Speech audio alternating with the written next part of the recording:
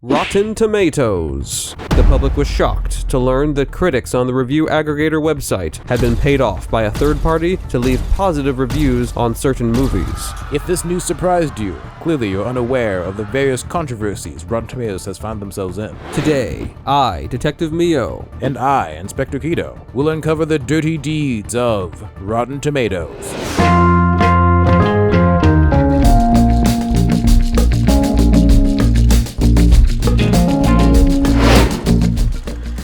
The year was 2014, the year of a Christmas that would in fact not be so merry. Now, Saving Christmas, a Christian movie that endorses materialism. I haven't seen this movie, to be fair, but I did read a bunch of reviews. Even though I am Christian, and Kirk Cameron claims to be Christian, I must condemn all cringe. And this man is very cringy. He apparently took to Facebook, and wait, Facebook was cool back then? Whatever. He took to Facebook and said, "Fans, gather together. We must storm the gates of Rotten Tomatoes, break down the critics' score, and show them the audience is where the power is. We decide what movies we see." I'm paraphrasing. This backfired, and a bunch of Redditors had decided they had enough of Kirk Cameron's whining, went into Rotten Tomatoes, and they did indeed storm the gates, but they lowered the score even more with all kinds of negative reviews. This is the first recorded incident that we could find of Rotten Tomatoes review bombing, and nobody cared, because nobody seems to like Kirk Cameron. However, this would only be the beginning. 2016, terror and horror from the sky. Ghostbusters is the second documented instance of review bombing on Rotten Tomatoes. Now, despite articles saying, "Feminists, we need to see this movie," too many misogynists decided that this movie wasn't even worth hate watching, so the film was a box office failure. Now all the blame went to the men, unfairly in my personal opinion because half the world's population is female, but everyone decided that this blame was justified, because God forbid should the movie just not be a good movie. The Rotten Tomatoes score was rather high, and the audience score was rather low. Could this be the uncommon case of review bombing? Of course, incels denied this, but Rotten Tomatoes would definitely be keeping this in mind later. 2017, people take to the streets to protest the injustice. To set the scene, the DC fans are pretty kissed off. The previous DC EU movies, Batman vs. Superman and Suicide Squad, had not gotten very favorable reviews. Now, you might be thinking, you forgot about Wonder Woman. Don't worry, the DC fans would forget about that one too. When the reviews for Justice League weren't released on time from Rotten Tomatoes, the DC fans held their breath, hoping that Rotten Tomatoes just could understand the brilliance of Joss Whedon's Justice League, a movie they had yet to actually see. And when the critic reviews dropped, hell. About this time, the Reddit discourse was something like this. You mother lovers! Interesting note, the movie could be, in a way, getting review bombed now, because a couple of years ago, the Snyder Cut of that movie was unleashed upon the world, and Joss Whedon got caught up in something and canceled or whatever. So, yeah. But the main reason we're talking about Justice League is because of how it ties into The Last Jedi. As many of you know, The Last Jedi has a rather low audience score versus the critic score. And according to the news, this is because of some kind of review bombing scheme. Again, there are two major suspects, not counting Russian bots. There apparently was a campaign launched by Justice League enthusiasts saying that Disney had bought out Rotten Tomatoes. It was time to tell the website what's what. They apparently don't care that Rotten Tomatoes is owned by Fandango, which is owned by Warner Brothers, which owns the DCEU. But in defense of the DC fandom, most people on Reddit thought that this whole plan was pretty stupid. Another suspect for the review bombing was a random user on Facebook. He claimed to be responsible, and for some reason, the news outlets decided to promote this idea. The Facebook page in question has since been deleted. Now, this whole Facebook hacker idea might be certain people making excuses for why the audience score is so low, because I can't stand the idea of Star Wars fans not liking their movies. After all, it'd be pretty easy for anyone to take the credit for the review bots. And then Rotten Tomatoes and Disney would have a pretty good excuse. But that's just a conspiracy theory. And only Republicans believe in conspiracy theories. And Republicans are bad people, so it can't be true. 2018, all was well until chaos struck. Black Panther, the MCU's most diverse movie.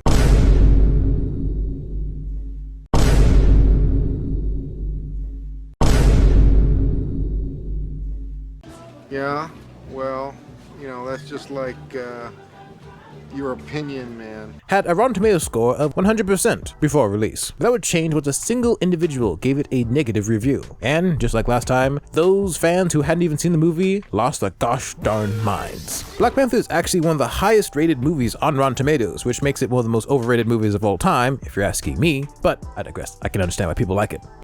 I guess that this is as good a time as any to explain how Rotten Tomatoes works. The tomato meter does not show the rating the movie has received from the critics, such as the way IMDb would show 9.2 out of 10. Instead, it is the percentage of quote-unquote positive reviews given by the critics. There are some scores on there that are 3 out of 5 stars, which isn't great, but it still has a fresh rating. On the audience side, any review that is 3.5 out of 5 or higher is counted as a positive review. In the same year, we got a movie called A Wrinkle in Time, based on the novel of the same name. This movie was not well received by critics or audience for multiple reasons, so the movie was a box office bomb. And honestly, that should have been the end of it. But then the now infamous Brie Larson stepped in. According to her, only 2.5% of top critics were women of color, and 80% were male. I don't know if they were of color or not, but she didn't specify.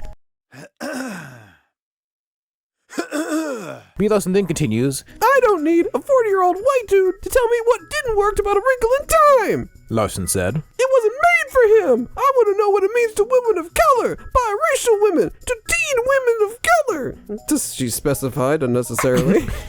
She would also say, If you're gonna make a movie that's a love letter to women of color, there is an insanely low chance a woman of color will have a chance to see your movie and review your movie. Now, ignoring that this movie was released to general audiences so every man or woman could watch it, and that you shouldn't stop a man from reviewing certain movies or force women to review movies they don't want to, that a lot of women who did review the movie didn't like it, that Black Panther had a ridiculously high score, her statement still doesn't make a whole lot of sense. She also went on to say that, Good reviews out of festivals give small independent films a fighting chance to be bought and seen. Good reviews help films gross money. Good reviews slingshot films into awards contenders. I don't understand what the last part meant. some of the grammar is a little bit weird, but this would serve as a very, very scary foreshadowing. 2019. Things were changing, and not for the better. Now, a lot of people kind of hated Brie Larson after this. A lot of backlash for her statements were justified in my opinion, but there were people who took it too far and were very mean towards her as a person, which I in no way condemn. Wait, condone? Condone. Which I in no way condone. Sorry, I do condemn it. That said, she wasn't doing anything to boost public opinions of her. Leading up to MCU's Captain Marvel, which she was the lead in, all the promotion made people like her less and less. Some of you may remember, there used to be a time when the want to see option, where people could say whether they were interested in a movie or not. Captain Marvel's score started off really high, but over time it was looking pretty bad, and it only kept dropping. And holy spit, did Rotten Tomatoes start panicking. Over the years, Rotten Tomatoes had more or less been shilling for a lot of Disney movies, but really they supported almost any movie, excluding Wrinkle in Time, that fit with their agendas. Now in defense of Rotten Tomatoes, they've been pretty inconsistent with this whole narrative, at least before 2020. They didn't defend movies that you'd think that they would, but after 2020 they became slightly more consistent. So they decided that Captain Marvel must be protected at all costs. They completely got rid of the want to see score. They just completely just torched it, burned it down, nuked it, it's gone. This did nothing to make people want to see the movie more, but the movie did end up making over $1 billion.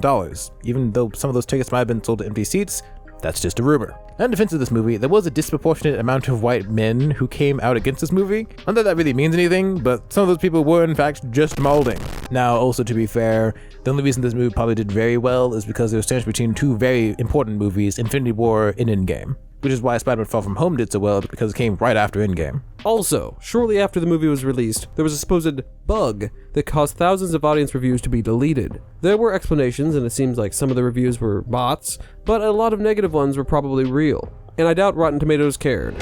A month prior, the movie Alita: Battle Angel was released to rather lukewarm reception by the critics, but the audience really loved it. And this innocent little movie by Robert Rodriguez was then pulled into a massive culture war that erupted between people who hate Captain Marvel and then were pointing at Alita: Battle Angel saying, that's how to make a good female character. Now I personally don't really agree, because I don't think Alita: Battle Angel is that good of a movie, but that's another topic for another day. Now after Captain Marvel, between that movie and Rise of Skywalker, a new system was installed that would supposedly stop review bombers and stuff. Basically, if you didn't buy your ticket through Fandango or some other online ticket purchaser that was linked to Fandango, and you didn't jump through a bunch of hoops, your review wouldn't be counted as verified, which would be the front-facing audience score on Rotten Tomatoes. You would have to click a couple of buttons to be able to see the all audience score. This move truly had no agenda behind it. Side note, also in 2019, the movies Joker and Rambo Last Blood were released to rather negative critic reviews. Mostly, it seemed that critics considered them dangerous. Joker would lead to white male violence. It didn't. And Rambo was Republican propaganda. X'd it out. However, the audience really liked the movies. Rambo ended up doing meh at the box office, but Joker made over $1 billion.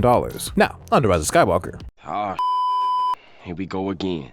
As many of you may know, Rise of Skywalker is pretty hated, but strangely this is more represented in the critic score than the audience. This ironically might be because of bots. A user on Reddit went through 1,000 of the most recent audience reviews, 500 verified and 500 not, and the findings, while not conclusive, were very interesting. A large number of Rise of Skywalker's verified reviews were 5 stars. However, the unverified had them landing on average in the 1 to 2 star range. A big difference. A lot of verified reviews also have similar language. Great, a fitting end/conclusion/finish to the saga or trilogy. Superficial comments about the ending of the movie. Worth watching, must see if you're a fan of Star Wars. Superficially enjoying the storyline. They enjoyed the twists. Hyper-awareness that the series had lasted 42, 40, 45, or 22 years. Interest in the cast/casting, or appearance of the old characters. Odd use of the internet custom about spoilers. Great special effects. Best, awesome, great Star Wars movie. The verified reviews were also a lot shorter, with a lower average word count. This might even be deceivingly high, because 2 of the verified reviews were extremely long negative reviews. A lot of the comments were also just plain weird. 5 stars. I'm a big Starters fan. The movie lives up to the Star Wars NAM. 5 stars. Loved it. Tell George Lucas to keep his hands off Star Wars. His dream was amazing. He just doesn't have the talent to bring it to life. 4 stars. Everything was just fine. See display name and take that the. 5 stars. Decent closure to the 9-chapter story by George Lucas. Finally, the average verified was over 80% fresh, while the non-verified was below 25%. Also, all the verified reviews are written in English. Ironic, isn't it? 2020, lock your doors and your windows. They're coming for your kids. Oh gosh, Cuties was a whole situation. I'm sure there are a lot of YouTubers who have chronicled this mess, but basically a woman wants to make a movie about the sexual exploitation of minors. She did this by sexually exploiting minors. I guess the excuse is that she's French, I don't know. Oddly, a lot of critics really like this movie. And the audience was not buying it. Hence the difference in scores, which is night and day. I'm not trying to make this political, even though it kind of is, but a lot of the left-leaning people came in defense of this movie. Now, in defense of our Democratic viewers, there was a lot of pushback from the left as well. So, good on you guys. But seriously, why do so many people feel the need to out themselves? Hi, cuties. Pervert! 2021, a poorly written sequel of 2020. There's not much really to talk about here. There was The Eternals. Excuse me, it's just Eternals, because originally in the comic books, This movie sort of dispels the idea that Rotten Tomatoes is squarely in Disney's pocket, or only give good reviews to pro-woke films. Despite The Eternals being Marvel's wokest or most diverse projects, everyone hated this movie. Really? It's to this day one of the bottom 2 when ranking MCU movies on Rotten Tomatoes score. Such a sad place. 2022, dancing monkeys in the streets. not much to really comment on this year. It's just Rotten Tomatoes just flexing their agendas. Terminal List. God forbid should anyone enjoy that show, the probably a gun-toting Nazi. They also gave Where the Crawdads Sing a rather low score, probably because the woman who wrote the book was some kind of weird evil person, who definitely shoved some of her ideals in there. We actually have a video on that. Now, some people weren't happy with the reviews, but no one really cared because it wasn't a big deal. Chick was a pretty garbage series according to the audience, but the critics thought it was the bee's knees, for reasons I'm sure you could guess. Then there was The Woman King, a movie that blatantly attempted to rewrite history with the intent of making female warriors of the Dahomey tribe look really good. Interestingly, the high reviews didn't seem to help the box office for the movie at all, because the film still lost money. And then there's Rings of Power, which I was trying to forget for this entire year that it's been out. But yeah, critics loved it. Audience, you may see here. 2023, the corruption comes to light.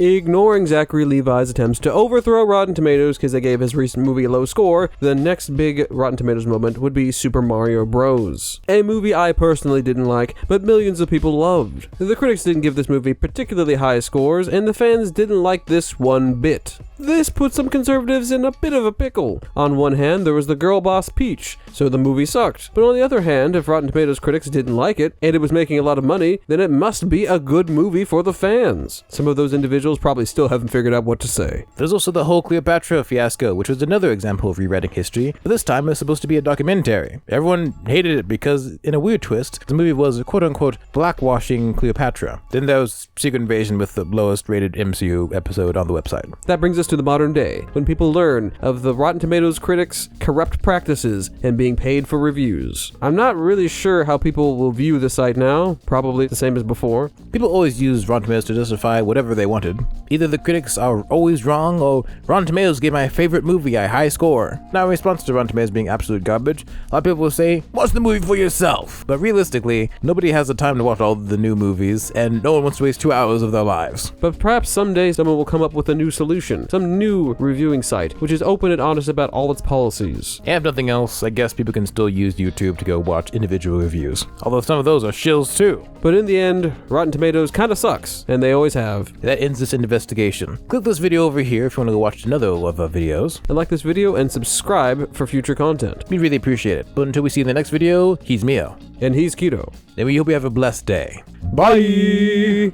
Excuse me, it's just Eternal. Shut up! Jeez.